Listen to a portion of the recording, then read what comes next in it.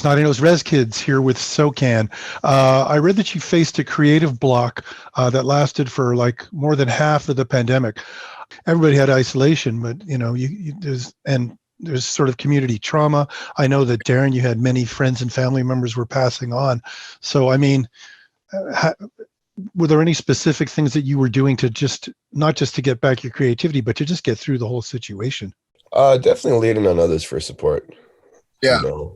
My partner played a huge role in that because, she lost, just as much. So we had to lean on each other. And after that, it was just like, because for us, like for me and my brother here, like our family's up north, it's an 18-hour drive from Vancouver to get there.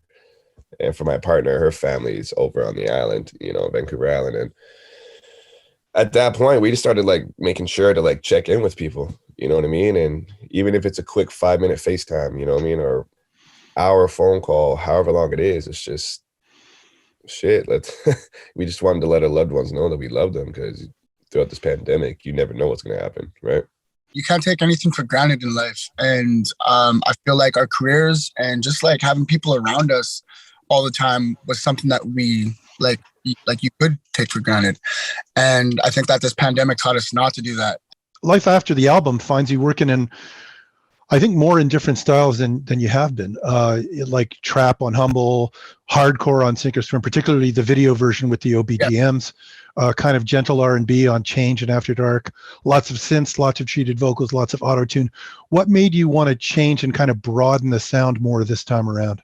I feel like it was always on the back burner, especially with D. He got into production this year, but like I feel like that's always been a part of us, and it just all that really like we just needed the time to kind of like sit down and experiment. And I feel like obviously we had a lot of time to chill at home and just experiment with our sounds and the way that we make music.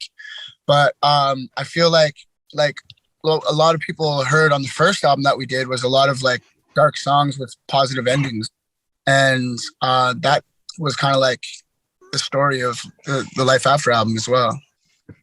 Yes, we have our moments where we do like touch on politics, but like this album alone isn't really politically driven like our past ones, because of the pandemic and just the emotional and mental highs and lows and everything in between that we went through throughout this pandemic. It's like, like this album's for us. We used it as like a healing tool like we have in the past. And glad it came out the way it did, you know what I'm saying? Because like we experimented a lot, and we did a lot of things that we don't normally do, and we got comfortable being uncomfortable, trying new things, and that's where the growth happens, right? So to some degree, it's just Quentin and Darren doing what you do, but you're also a voice for First Nations communities. So in your songwriting, how do you sort of balance representing yourselves with representing your people, or is that all just one and the same? It's all one and the same. Like I was just gonna say that it's kind of like it goes hand in hand. Like you can't talk about land without identity. You can't talk about politics without talking about us and who we are. So like even though Darren said it wasn't so politically driven, it was at the same time, because like that was hand in hand with being Indigenous in this country, and it comes out in this album.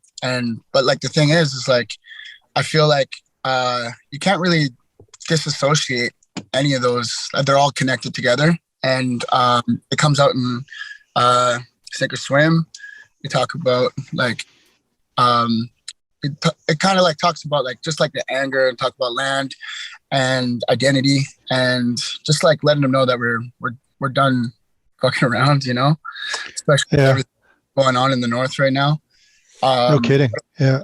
But also like, we touched on like what sorry, my mind just went blank on the song that Red Sky at Night. And we talk about hope in tomorrow, and talking about people getting killed and justice being found on, and that goes for like Native people as well. But yeah, like I said, like when we talk about politics, we can't disconnect it from who we are. The Toronto Star recently called you, and I quote, one of the most important voices speaking out on issues that affect Indigenous communities. The CTV National News was covering you now. I saw the piece that Crease and Adjicate did.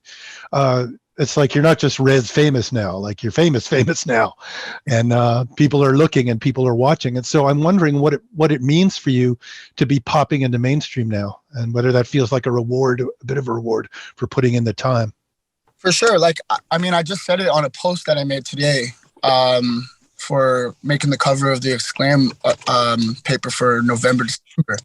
And one thing that I said is that it's really hard, especially for Native people. I didn't put that part in there, but it's hard for Native people to navigate this industry because it's kind of like I said, it's this is not our world. This is not our existence. This is not what we're used to. And it's hard enough navigating a world that's not meant for you, but like this is completely different. It's something that hasn't been done before, other than people like Tribe Called Red, Buffy St. Marie, Redbone, the legends, you know?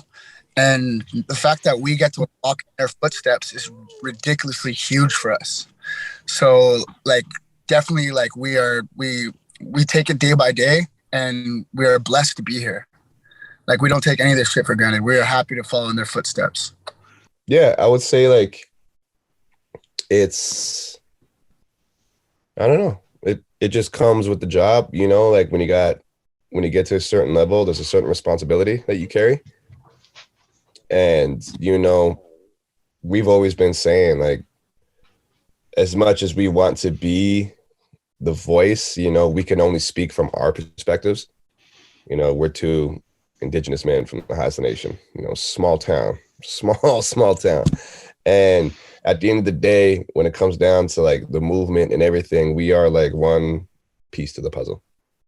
You know what I mean? There's like a bigger picture with like all the land defenders, the academics, knowledge keepers, like all that. We're just one piece to the puzzle. I wanted to just mention that one side effect of what you're doing and the fact that people are paying attention is that it's teaching non-Indigenous people more about the culture. I mean, from you, I learned about the significance of the copper shield. I learned about the meaning of buckwis. Because of their appearances in the Something Else video, I discovered, and I now follow Notorious Cree and Ashley Callingbull and Kendra Jesse. I'm just wondering if you think that what you're doing helps to build bridges of awareness, bridges of respect. Yeah, I mean, for sure. You know, like this is like our gift to the reconciliation movement, you know, like our gift to you. And I feel like with Indigenous artists, because we are so like small on the greater scale of things, there's only 1 million of us in North America or whatever it is. And when you think that you make music for Indigenous people, it means that we're a small market team, you know? And with small market teams comes a lot of leaning on each other and holding each other up. So for us to hold each other up and use our platforms to raise voice or raise awareness to other artists, that's what we're going to do. And that's what they do for us. And I feel like everybody that's doing it right now is trying to get into the mainstream as well, so that we can push our voices even further in our communities and make people and paint our picture for the world to see, instead of the world painting our picture for us. We've always said, like, tell your story the way you want it to be told, and the universe will gravitate towards it.